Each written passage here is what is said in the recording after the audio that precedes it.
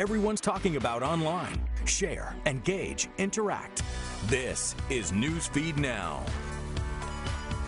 Hello, it is Monday, April 8th. So glad you could join us on Newsfeed Now. I'm Susanne Brunner, in for Aaron Nolan. You know, sports dominated headlines over the weekend. A tough loss for Auburn this weekend. Texas Tech and Virginia moving ahead to the championship game. That airs tonight, 8:30 Central Time, and it is the first time both teams have been to the finals. Can't believe it's already here. And after just a week of searching, there's a new face in the SEC country. Arkansas has officially named its new head basketball coach. Nevada's Eric Musselman was tapped for the job. Here's video here. He will be officially introduced in Fayetteville later this afternoon. But as you just saw right here, he was greeted and he flew in with his family with Arkansas Athletic Director, and of course, you see the fans right there calling the Hogs, welcoming them to the natural state. So Hunter Yurachek, he's the AD, he made the announcement on Twitter, and he shared this picture with Musselman and his family with the caption, and I quote, "I am excited to officially announce the hiring of Eric Musselman as our new head coach and to welcome his wife Danielle, their daughter Mariah, and sons Matthew and Michael to the Arkansas Razorback family." And Coach Musselman also tweeted about his new gig and his old one. One tweet said, "These past 4 years at University of Nevada have been unforgettable. Thank you, Northern Nevada and Wolfpack Nation." He also later followed that tweet with another that said, "I am beyond excited to be headed to Fayetteville. Would love any tips on how to appropriately call the Hogs." Oh, and he's already been getting a lot of tips online, that's for sure. Fans have been waiting on pins and needles to find out who the new coach would be.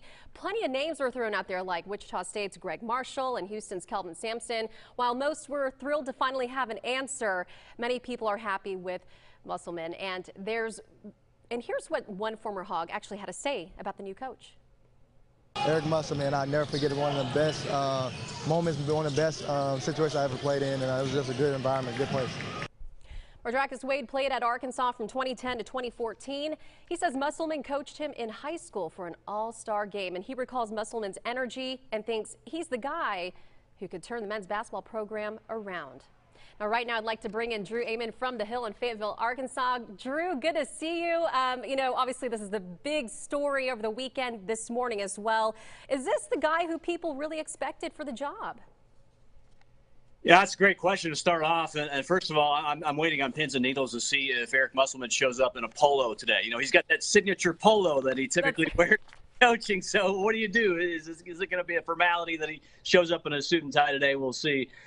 We've all talked about, including Westmore last night on our breaking news coverage, about Eric Musselman and, you know, kind of what he brings to the table. And he brings this energy, this kind of in-your-face intensity. But yeah, I think a lot of people were thinking, okay, can you make this somewhat of a home run hire? And I don't think home run hire is what comes to mind when you first think about Eric Musselman, but I think this is a good hire. I think a lot of people were thinking, can you hold out and get Chris Beard? And I always thought that was a pipe dream. You know, what do you think? And he gets Texas Tech all the way to the national title game tonight. I know. It's like, well, if that was the case, we'd have to wait a little longer for that one to see if that's reality. But, you know, you bring up a good thing here. You know, Musselman has quite the resume. I mean, he's worked on the NBA level, the D League, and also has collegiate experience. So do you think that was a factor in bringing him to Arkansas? Because that is quite appealing for, you know, student athletes who maybe like to get to that next level. Yeah, absolutely. I mean, I think Hunter Yurachek, look at that, and that jumped off the page. I mean, you look at how he's made several stops in the coaching profession. Of course, being in the coaching profession for more than 30 years. I mean, this is somebody who has been the head coach at Golden State, the head coach of Sacramento, and an assistant coach with the Memphis Grizzlies, Orlando Magic, just to name a few, Atlanta Hawks as well. I mean, I think he can get in there and he can tell guys, particularly, you know, maybe a guy like Isaiah Joe, who needs to bulk up, but he's one heck of a three-point shooter. You know, he's one guy that comes to mind. You're thinking, okay, there's some NBA people looking at him right now based on how well he can shoot it, but if he can evolve his game, he's the type of guy where I think it would be eye-popping for Isaiah Joe to know that his new head coach is Eric Musselman, who has NBA and college experience. So I think it's kind of getting guys set for what they should expect at the next level. Right. And what's so interesting about this is, people want to compare how his style is different from Coach Anderson. And one thing that I found that made his time in Nevada so successful was he did this philosophy with like transfer athletes, right? He would build around that. He even compared that to, he would suggest that to his NBA background, where he would, take the transfers in and he'd look at freshmen as draft picks, I guess you would say. But he said that this was basically transfer's second and last chance to really prove that they can do the job. So what do you think that this would look like when we shape the new Razorback team? Yeah, that's the thing. I think a lot of people are waiting on pins and needles to know how he's going to recruit the natural state. But look, I've been saying it for days now. Winning is the cure-all. No matter how he does it, brings in a lot of JUCO guys, or he gets guys that are straight out of high school and they're from the natural state or not. It's just all about wins when it comes down to it. And this guy has won 29 each of the last 2 years. He's won 110 games at Nevada over 4 years. Again, he's coming from the Mountain West Conference, so he's making quite the jump to the SEC, but he has a background in the SEC, former associate head coach at LSU. That was in 2014-15. So, you're looking at a guy who I think when he comes in to recruit, his background, that he has been able to get a 5-star. He did that at Nevada. People who get into recruiting rankings probably love that. But I just think that this is a guy who can relate to players and get the most out of them. And that's the biggest part of this, is that I think two things come to mind with me. One is that I think he's going to make this team tougher. And I think along with that grit, once he gets them in the system, no matter where they come from, and I think it's about development. And that's something we just didn't see this team this past season. And if that's a knock on some of these assistants that were in-house this past season, so be it. If it's a knock on Mike Anderson, so be it. But, it's on Mike Anderson's watch, and I think that's the difference. You're going to see more development under Eric Musselman versus Mike Anderson. All right, Drew, thanks so much for your perspective. Some interesting things, Arkansans and the whole nation's going to want to see what's going to happen with this team. So thanks so much. We appreciate it.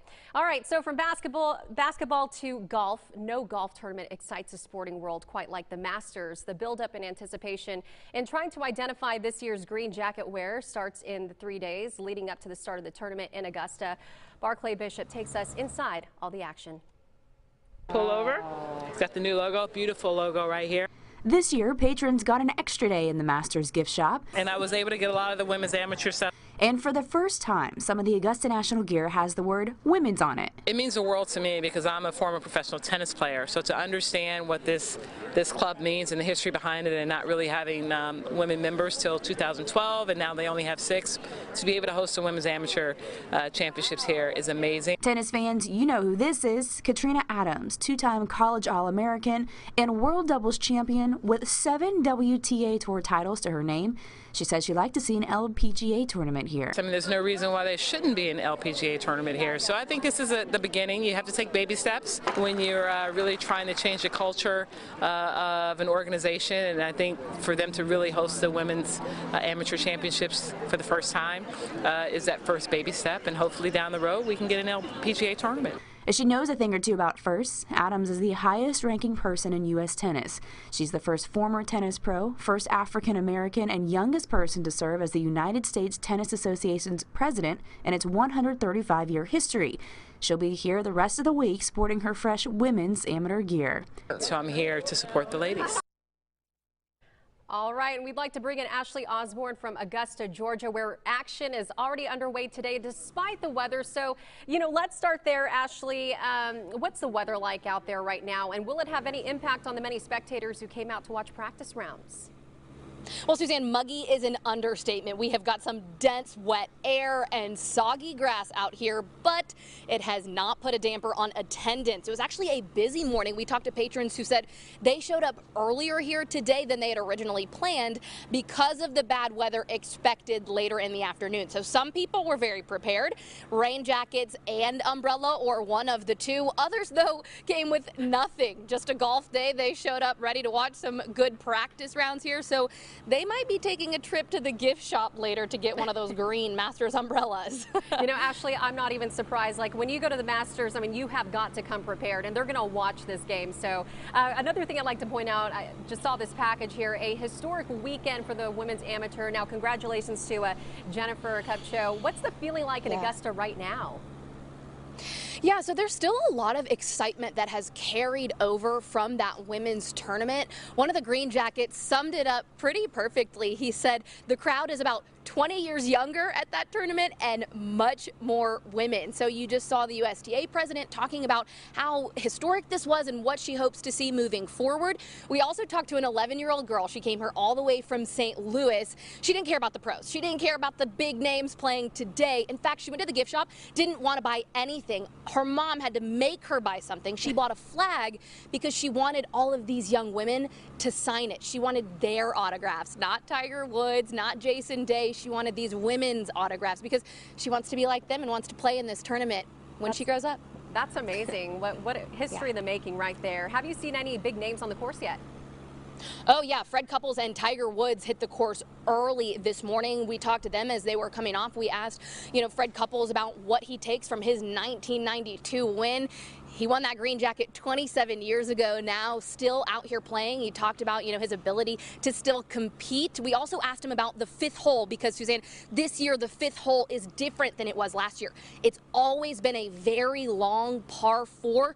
This year, it's even longer, 40 yards longer. In fact, it's Magnolia Hole. This used to be a nursery here at Augusta National, so all of the 18 holes named after a plant, a flower. Magnolia is 5, and Fred Couples told me that is his favorite, even with it being a very, very long drive. All right, Ashley, thanks so much. Another exciting year at the Masters this year. Can't wait to see who comes out on top there. All right, jail time, it can sometimes be traced back to a photo posted on social media, but do you know what to do if you see possible criminal activity online? Well, Renata DeGregorio tells us what you need to know to do your part in stopping crime. Police are investigating a photo posted online that shows multiple people pointing guns at the camera. There are sometimes situations like this that lead to arrests, and police want you to know what to do if you see something like it. A Facebook picture full of guns and gang signs can lead to an investigation for several reasons. Possibly the most important, the guns pointed at the camera could be in the hands of convicted felons. Multiple arrests were made in a similar incident in 2016. Sent in as a tip. A mannequin challenge video showing convicted felons pointing guns was posted on YouTube. The Madison County Sheriff's Office got involved. They did some other investigations around that video and had some additional charges that came about.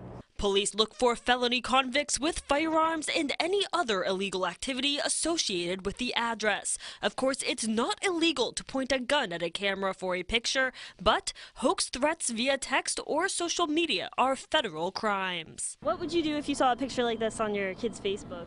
You make better judgment.